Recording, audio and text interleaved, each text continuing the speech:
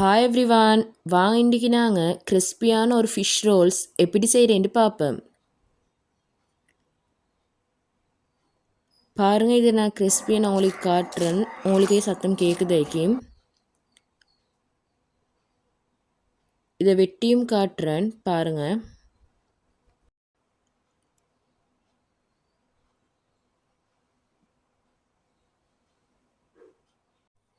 பாருங்கள், இதில் உள்ளுக்கு உங்களுக்கு பார்த்தா விளங்கும். ஃபில்லிங்ஸும் கலர்ஃபுல்லாகிக்குது. அதே மாதிரி பேன்கேக் டோவும் அதிகமாக அதில் இல்லை.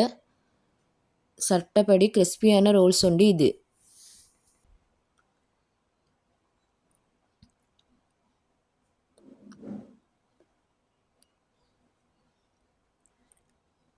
இந்த ரோல்ஸ் செய்கிறதுக்கு தேவையான பொருட்களை நான் இங்கே தந்திக்கிறேன். வாங்க இப்போ நாங்கள் இந்த ரோல்ஸ் எப்படி செய்கிறேன்ட்டு பார்ப்போம்.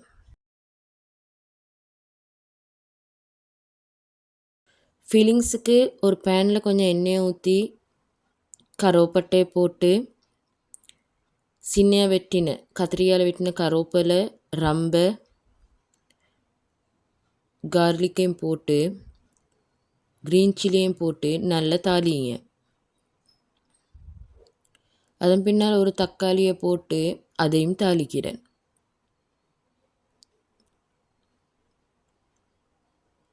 அதன் பின்னால் நல்லா மெல்லிசாக வெட்டின வெங்காயம், இங்கே பெரிய வெங்காயத்தில் 3 காய் நான் இங்கே வெட்டி எடுத்துக்கிறேன். வெங்காயம் டக்குன்னு மடங்குறதுக்கு 1 டீஸ்பூன் சால்ட்டை நான் இங்கே சேர்த்துக்கொள்கிறேன். சேர்த்து இப்போ நல்லா நான் இதை மிக்ஸ் பண்ணுறேன். கொஞ்ச நேரம் நீங்கள் இப்படி மிக்ஸ் பண்ணதுக்கு பின்னால் நான் இங்கே கேப்சிகம்மையும் சேர்க்குறேன். நல்லா மெல்லிசாக கேப்சிகம்மை வெட்டி எடுத்துக்கொள்ளுங்க.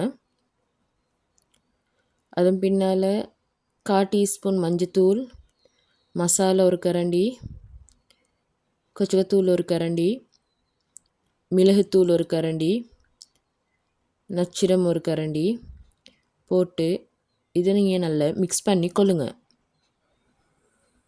வெங்காயத்தில் தண்ணித்தன்மையெல்லாம் நல்லா குறைஞ்சிட்டிண்டா அவிச்ச மீனை நீங்கள் இதில் சேருங்க.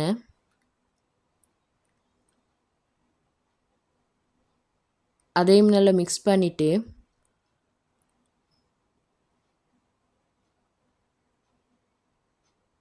ஒரு பெரிய காய் கிழங்க அவிச்சு எடுத்திக்கிறேன். அதையும் சேர்த்து கொள்ளுங்க.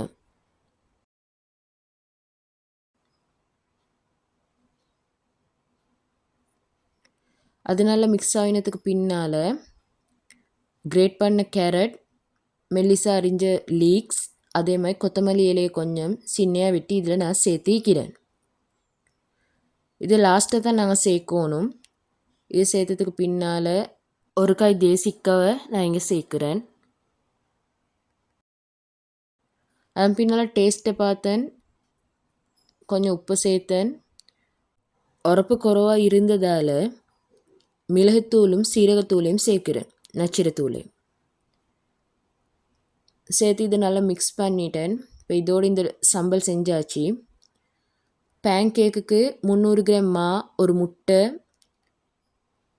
ஒரு 1/2 டீஸ்பூன் உப்பை சேர்த்து பிளெண்ட் பண்ணி எடுத்துக்கிறேன்.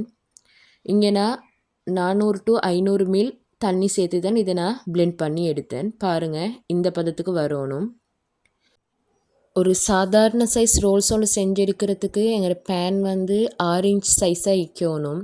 அப்போ எங்களுக்கு ஈஸியாக அதில் ஒரு பேன்கேக்காக சுட்டு எடுக்க இயலும்.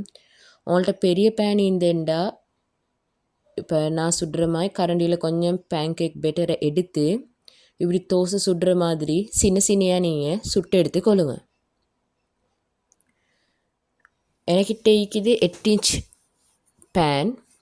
இப்போ நான் அதில் 6 இன்ச்சுக்கு இப்படி சின்ன சின்னையாக நான் சுட்டு எடுக்கிறேன். சுட்டெடுத்த உடனே நாங்கள் ஃபில்லிங்ஸை வச்சு ரோல் பண்ணமிண்டா எங்களுக்கு இது பேஸ்ட் பண்ணுறதுக்கு எங்களுக்கு எந்த ஒரு பெட்டரும் தேவைப்படாது. சம்பலை வச்சு 2 சைடாலும் இப்படி நல்லா நீட்டாக மடித்து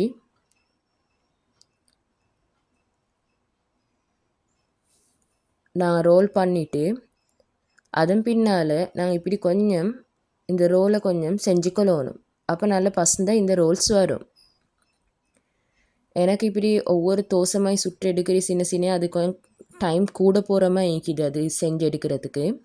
அதனால் நான் 8 இன்ச் சைஸ்க்கே பேன் கேக்கை சுட்டு எடுத்து பெரிய ரோல்ஸாகவே நான் இங்கே செஞ்சு கொள்கிறேன். ஏன்னா டக்குன்னு எனக்கு செஞ்சு முடியும்னு சுட்டி. உங்கள்கிட்ட 6 இன்ச் பேன் இருந்தா 6 இன்ச் அகலம் பேன் இருந்தேன்டா அதில் செஞ்சீங்கண்டா கணக்கான அளவுக்கு வரும். அப்படி இல்லாட்டி நீங்கள் இப்படி சின்னையாக செஞ்சு கொள்ளுங்க. அது கஷ்டமாயிண்டா நீங்கள் வீட்டுக்கு செய்கிறேன்டா இப்படி பெருசாகவே செஞ்சு எடுத்தாலும் எந்த ஒரு பிரச்சனையும் இல்லை. அதுலேயும் இப்போ நான் சம்பளை வச்சு இப்படி ரோல் பண்ணி எடுத்திக்கிறேன். பின்னால் மேல்கால இப்படி கொஞ்சம் நான் உருட்டி கொள்கிறேன். பாருங்கள் இந்த ரோல்ஸ் நல்லா பசந்தாயிக்குது.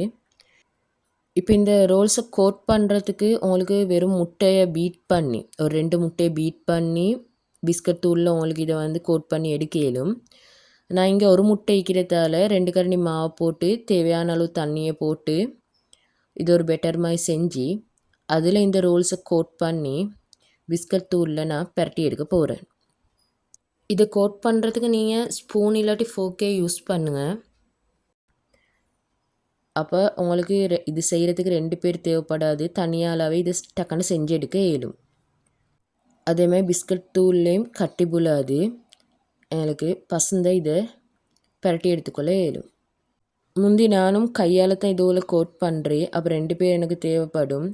இல்லாட்டி இந்த பிஸ்கட் தூளெல்லாம் கட்டி புலும். இப்படி செய்கிறதால ஈஸியாக செஞ்சு கொள்ள இயலும். இப்போ இதுதான் நான் செஞ்ச ரோல்ஸ். வாங்க இப்போ நான் இதை பொரிப்பேன். எண்ணெய் நல்லா சூடாயினத்துக்கு பின்னால் மீடியம் ஃப்ளேமில் வச்சு இதை நீங்கள் பொரியுங்க. இந்த ரோல்ஸை நீங்கள் பொரிக்கும் போது அதில் பிஸ்கட் தூளெல்லாம் கொஞ்சம் நல்லா தட்டிட்டு அதன் பின்னால் நீங்கள் எண்ணெயில் இதை நீங்கள் போடுங்க. அப்படி செஞ்சால் இந்த பிஸ்கட் தூள் வந்து எண்ணெயில் மண்டிமாய் நிற்காது. அதே மாதிரி நான் அடுத்து பொரிக்கக்கூடிய ரோல்ஸையும் பசந்த பொரிச்சு எடுக்க இயலும். நான் தந்திக்கிற அளவு ரெசிப்பியில் பெரிய ரோல்ஸாக இருந்தால் 16 செய்ய இயலும். சின்னது 6 இன்ச் பேனில் செய்கிறேன்டா உங்களுக்கு 22 செய்ய இயலும்.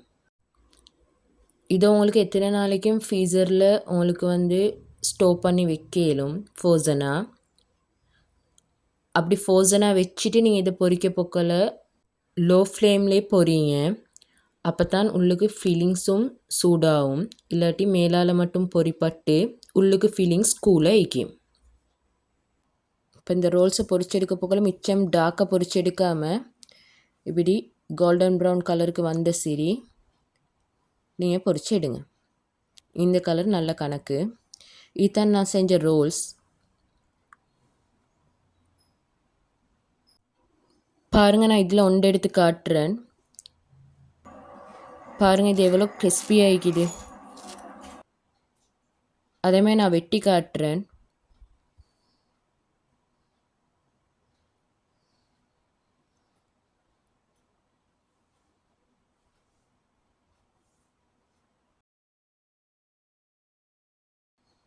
பாருங்கள் உள்ளுக்கு மாவும் கூடமாக இல்லை. சில ரோல்ஸில் உள்ளுக்கு கூடமாக இருக்கும், அப்படியும் இல்லை.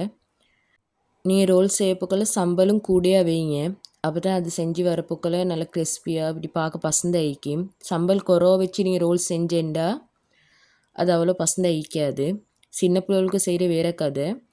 அப்படி இல்லாமல் செய்கிறேன்டா ஒரு பேன் கேட்குற அளவுக்கு நீங்கள் சம்பல் வைங்க. உங்களுக்கு இந்த வீடியோ பிடிச்சிருந்தேன்டா என் சேனலை லைக், ஷேர் அண்ட் சப்ஸ்கிரைப் பண்ணுங்கள்.